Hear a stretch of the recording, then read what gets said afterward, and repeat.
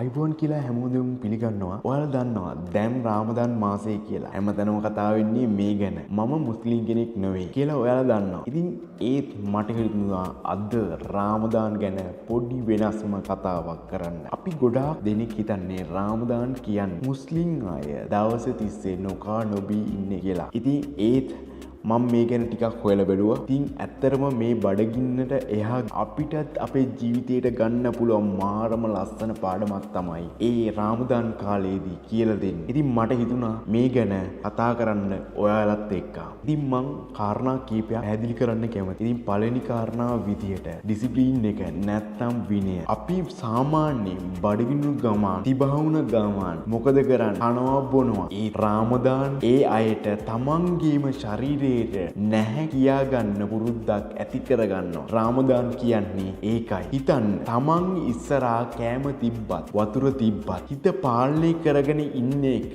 ලේසි දෙයක් නෙමෙයි. ඒත් පුරුදු කරගන්නවා තමන්ගේම ආසාවන් පාලනය කරගන්න එක. මම හිතන්නේ අපේ ජීවිතවලට සෙල්ෆ් කන්ට්‍රෝල් එක ඕනේ කියලා. ඒක හරිම වටිනා දෙයක්. ඉතින් දෙවෙනි කාරණාව විදියට මං ඔයාලට ගේන්නේ අනුකම්පාව සහ සමානාත්මතාවය. ඉතින් මෙතනදී අනුකම්පාව සහ සමානාත්මතාවය වැදගත් දේ තමයි බඩගින්න. අපි හැමෝම දන්නවා ලෝකේ කොච්චර මිනිසුන් ඉන්නවද එක වේලක් කන්න නැතුව දුක් විඳින. අපිට ඒක තේරෙන්නේ නැහැ. අපේ බඩ පිරලා තියෙනකම්.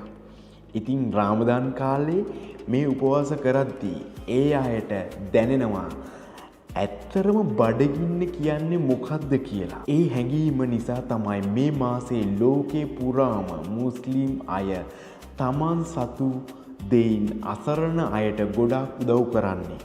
ඒ එම්පති එක නැත්තම් අනුන්ගේ දුක තේරුම් ගන්න එක නම් ලෝකයේ අදට ගොඩාක් වටිනා දෙයක් වෙනවා.